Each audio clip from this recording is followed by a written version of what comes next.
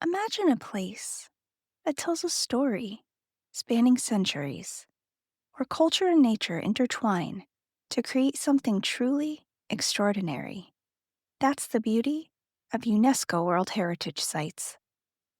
I'm Abigail, and this is Global Treasures, the podcast that covers the history, travel tips, and legends surrounding one of the 1,223 World Heritage Sites each episode. These places have been identified as having universal cultural or natural significance that is so exceptional that it transcends national boundaries and is of importance to present and future generations. Welcome to Season 2, where we'll explore the 45 sites that UNESCO added in 1979 together. Thank you for listening to the Global Treasures podcast. We appreciate all of your support, and you can continue to support us by subscribing to Apple Podcasts, Spotify, or Podbean. You can also follow us on TikTok and Facebook. Please tell your friends about us and leave us a 5-star review if you like what you hear. Let us journey to the heart of Norway, nestled alongside the striking Sonja Fjord, the longest and deepest fjord in the entire country. Here stands a testament to a one-of-a-kind architectural legacy, a 12th century stave church at Urnes.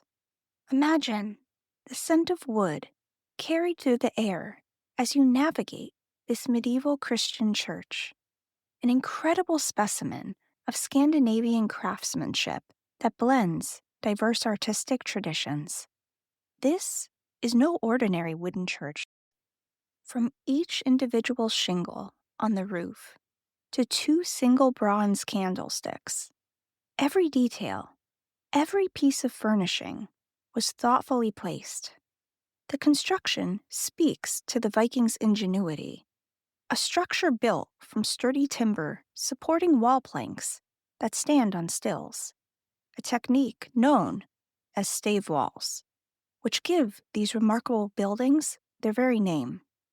The wood carving tradition of the Vikings is demonstrated in the details, from the cylinder-shaped columns to the long basilica-style layout.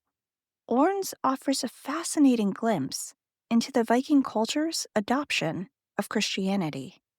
Depictions derived from Norwegian mythology dating back to the 12th century intermingle with Christian symbolism. In these old stave churches, it wasn't uncommon for Norse gods to sit alongside the Christian god in the artistic declarations of faith. You'll see serpents locked in battle with a centaur, and other creatures such as dragons from ancient Norse tales. Yet, among these pre-Christian symbols, you'll also see holy icons. The church even has a figure of the Madonna, illustrating the shift from old ideologies to an entirely new religious belief system. As you admire the wooden doors when first entering the church, consider the amount of time and skill necessary to produce the elaborately carved details that grace every surface. Spirals of snakes and vines serve as an optical illusion to the eye. The 17th century interior additions are photo-worthy as well, as the colors are still incredibly vivid. A wooden canopy, pulpit, and baptismal font were added. The main altarpiece is Christ on the cross, with John the Baptist, who is a prophet, and the Virgin Mary. The very earth beneath the church holds 3 layers of history. The remains of 2 earlier churches have been discovered underneath Urnes, with graves discovered under the oldest church as well. It's unknown who the bodies may belong to. At one time, Norway had over 1,300 of these wooden sanctuaries, perhaps as many as 2,000. However, as the population grew, these esteemed churches often became too small. In 1851, a law mandated that all churches must accommodate 30% of the local population. As new, larger churches were built and gained favor due to better lighting and other modern amenities, many of the original stave churches were either knocked down or sold. The above-ground graveyard surrounding the church, enclosed by a worn stone wall, continues to be an essential part of both its historical and cultural significance. In fact, the graveyard is still in use to this day. However, the church has not had regular religious services since 1881, and it's now used for special occasions, joyous occasions, such as weddings. Today, this precious monument is owned by the Society for the Preservation of Norwegian Ancient Monuments. The main concern, in terms of historic preservation, lie in its wooden construction, making it a major fire risk. Yet, newly installed technology serves as a preventative measure, with advanced fire protection systems and consistent monitoring now in place to ensure future generations will be able to visit and enjoy this incredible church. If you plan on visiting, here are some tips and logistical information that you may find helpful. Check the show notes for information and links to help make planning your trip a bit easier.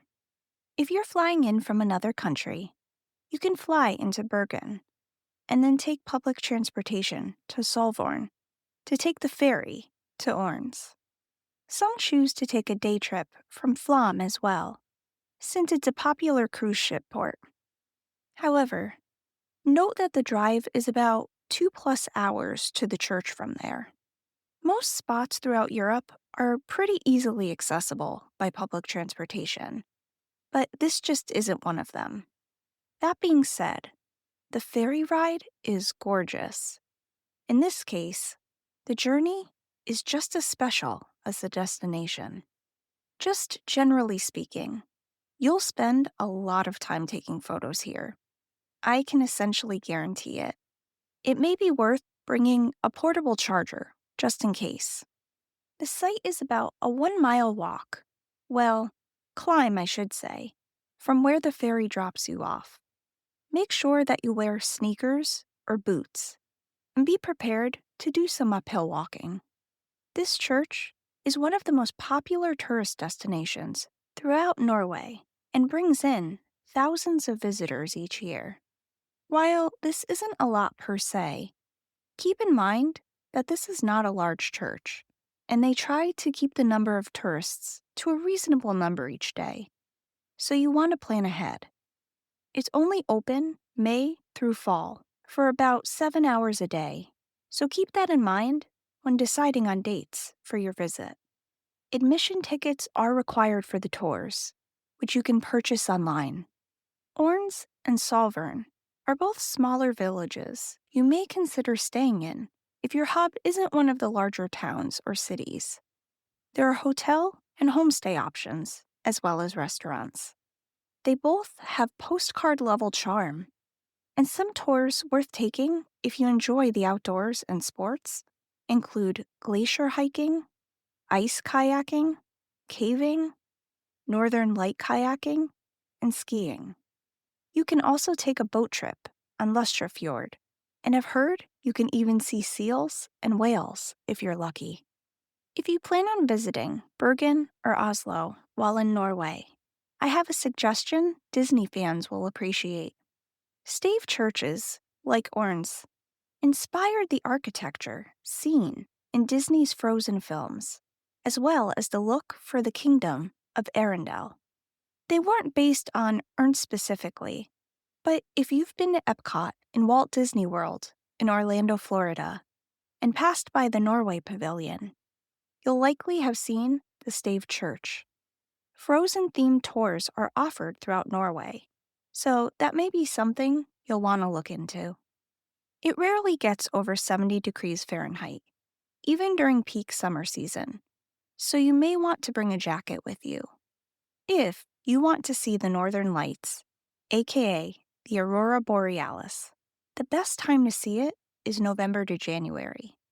And if you aren't familiar with what this is, it's a natural light show, if you will, with flickers and swirls of multicolor light that dances throughout the sky.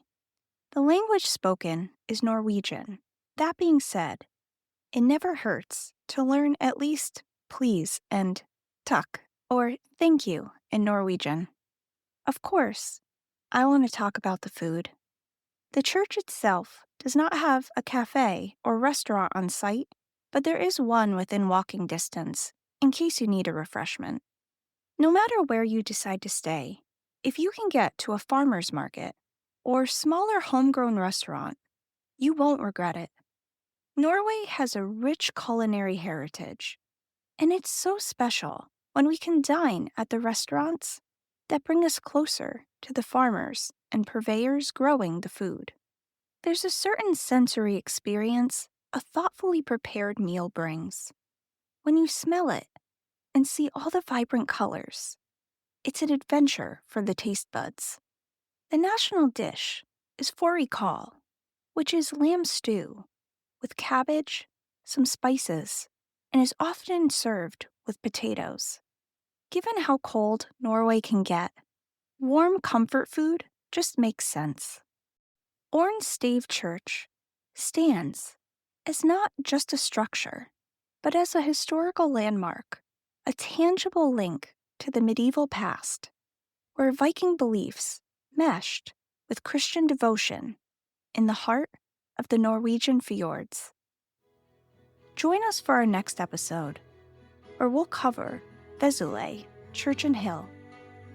This French pilgrimage spot is considered to be a beacon of Christianity due to the belief that the church holds relics of St. Mary Magdalene. Until then, keep exploring, keep wondering, and keep treasuring the remarkable diversity of our world's heritage.